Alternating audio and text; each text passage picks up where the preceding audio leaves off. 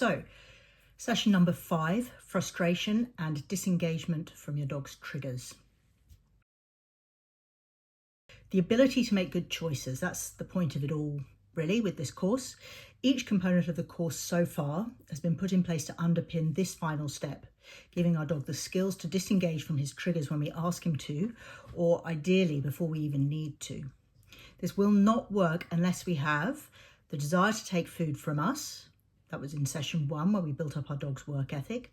A well-charged yes marker or clicker, again in session 1 when we were conditioning the marker. Responsiveness to leash pressure. That was in session 2, loose leash walking. Impulse control, session 3, the place command. Recall in session 4. And disengagement and the ability to deal with frustration, and that's here in session 5. Like all our other exercises, your success will depend on having built up a really strong food drive and motivation in your dog. Again, go back to session 1.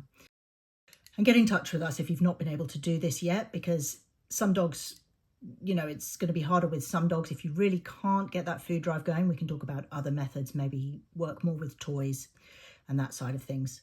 But you really want that food to become a toy. So if you've done it right, if you follow the instructions, your dog will hopefully see the food as a kind of toy, as a kind of game anyway.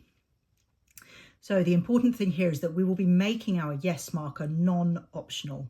It needs to be charged strongly enough with leash backup if necessary, that your dog will reliably rebound back to you when he hears it. Step by step then, teaching your dog to disengage. So our setup, the thinking behind this is that we are leveraging the dog's frustration at not being able to get to the thing that he wants in order to practice dealing with frustration and reactive behaviour when out and about.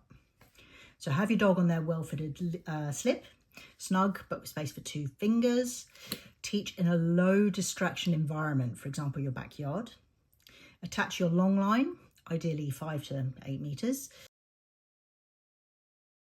Have food in your pocket or pouch, kibble or maybe something slightly more valuable to your dog, for example, sliced sausage, and find something that your dog really likes. Now, this could be a particular toy or a bowl of their favourite food. Place this 10 to 15 metres away from you and your dog. Now, the really important thing here is do not allow your dog to drag you over to the thing that he's trying to get to, whether it's that toy or that bowl of food. Leave it.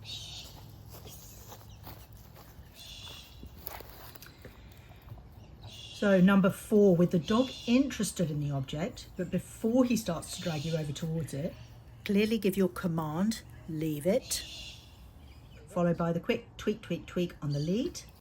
As they disengage and come back to you, reward. Very important, you do not allow your dog to drag you towards the thing he's trying to get to.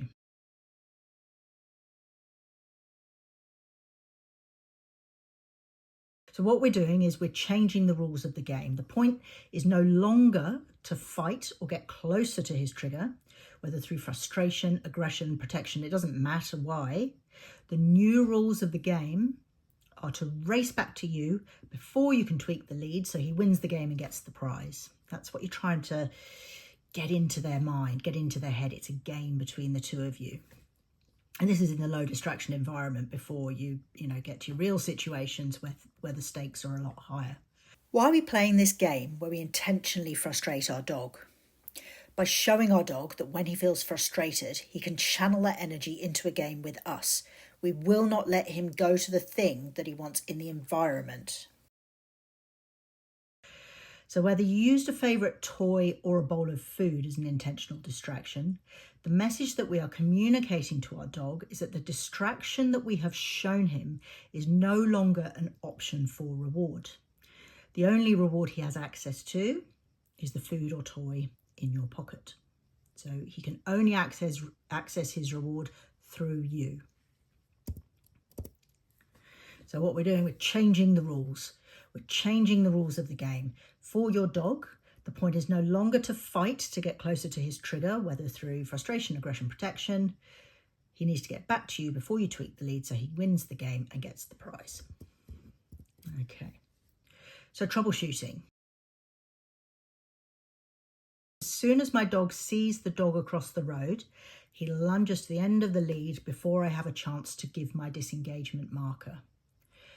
So I would say here you have likely increased the level of difficulty beyond your dog's current skill level. Go back to the basics of motivation and charging the marker, and avoid walking your dog past that particular trigger until your dog's better able to cope. Alternatively, work on marking and disengaging before you get so close that your dog can't help but react. Okay, so a combination of those two will work best.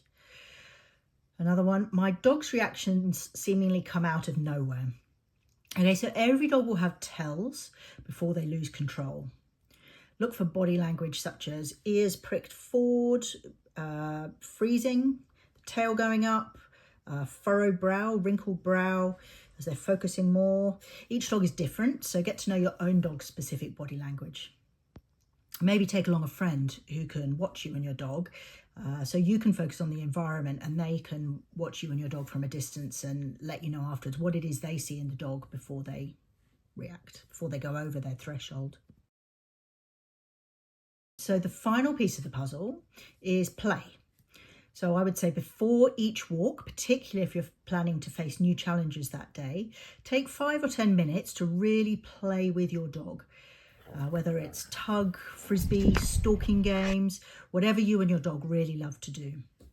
And then give your dog a few minutes to chill out on their place while you get all your things ready, your leash, your treats, your keys, and then set out on your walk together.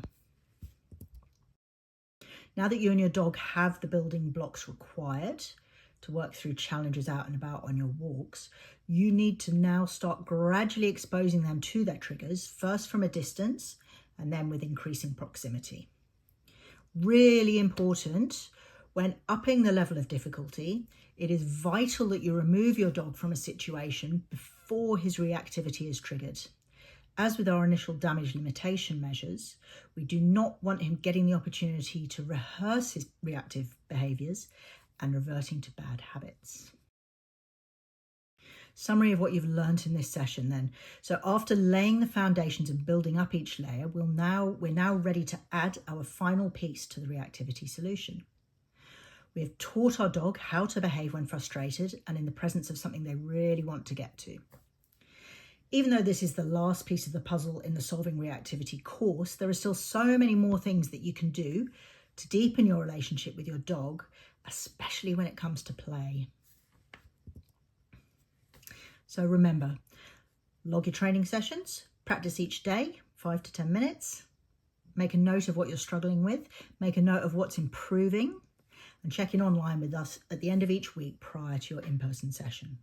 And keep your yes marker well charged and their food motivation high. Great. See you next time for the last session, session 6.